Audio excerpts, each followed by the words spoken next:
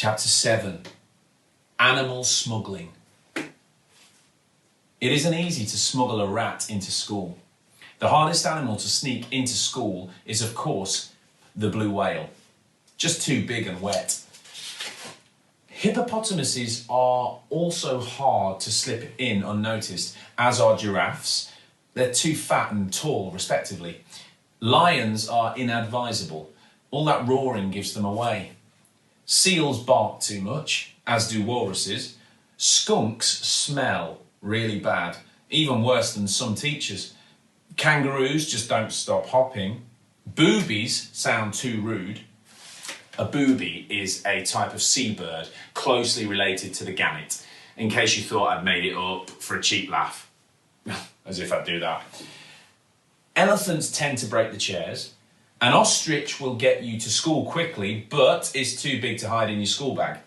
Polar bears blend into Arctic wastes very well, but can be spotted instantly in a school dinner queue.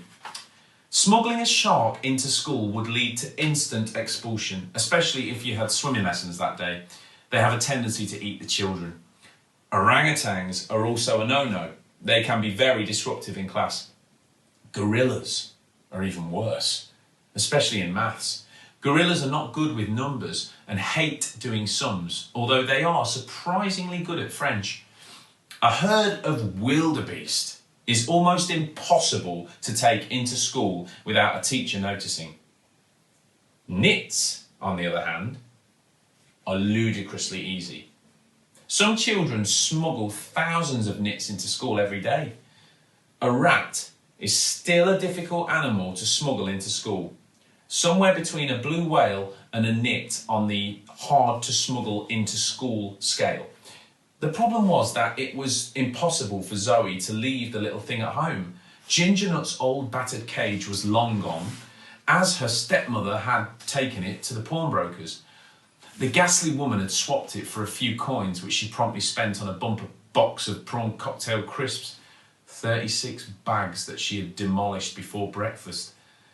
If Zoe had just left the rat running around the flat, she knew that Sheila would have poisoned it or stamped on it or both. Her stepmother made no secret of hating all rodents. And even if Zoe had hidden the rat in a bedroom drawer or in a box under her bed, there was a very good chance Sheila would have found it. Zoe knew that her stepmother always rummaged through her possessions the moment she left for school. Sheila was looking for things she could sell or swap for a fag or two, or some more prawn cocktail crisps. One day, all of Zoe's toys had gone. Another day, it was her beloved books. It was just too risky to leave the rat alone in the flat with that woman. Zoe considered putting the rat in her school bag, but because she was so poor, she had to take her books to school in a beaten-up plastic carrier bag, held together with strips of sticky tape. It was just too much of a risk that the little rodent might nibble its way out.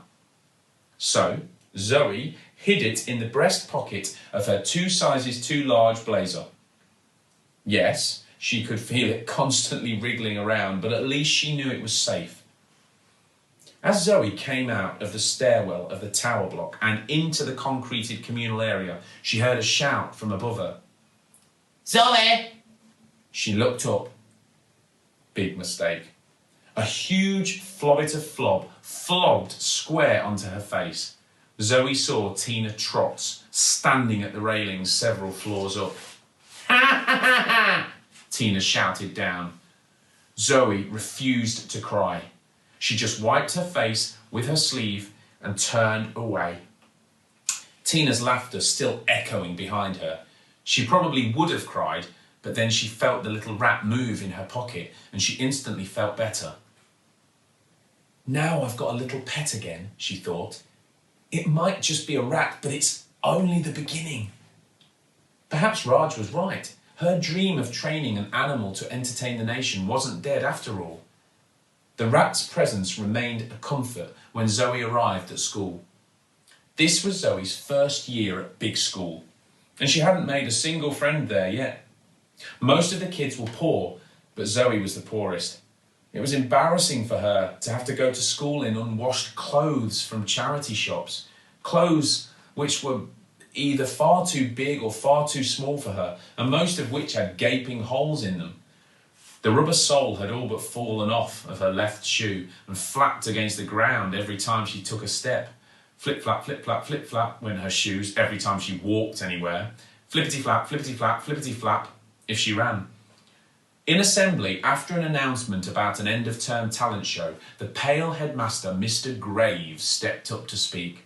He stood in the centre of the stage, unblinkingly staring at the hundreds of pupils gathered in the school hall. All the children were a little bit scared of him, with his staring eyes and pale skin. Wild rumours abounded among the younger pupils that he was secretly a vampire. Mr. Graves proceeded to give a stern warning to those errant pupils who, against the rules, had been smuggling their mobile phones into school. This was just about everyone, though Zoe was far too skint to even dream of ever owning one. Great, thought Zoe. Even when we're being told off, I get left out. Needless to say, I'm not just talking about phones, boomed Mr. Grave, as if reading Zoe's mind. His voice could carry across a crowded playground at break time and make every pupil fall silent in a heartbeat. Anything that beeps or vibrates is strictly forbidden. Did you hear me? He boomed again. Forbidden! That is all. Dismissed. The bell rang and the kids plodded off to their lessons. Sitting on the uncomfortable little grey plastic chair on her own lonely row at the back of the assembly hall, Zoe wondered nervously if her rat came under Mr. Graves' description. It certainly vibrated, and sometimes it beeped, or at least squeaked. Don't make a sound today, little rat, she said. The rat squeaked. Oh no, thought Zoe.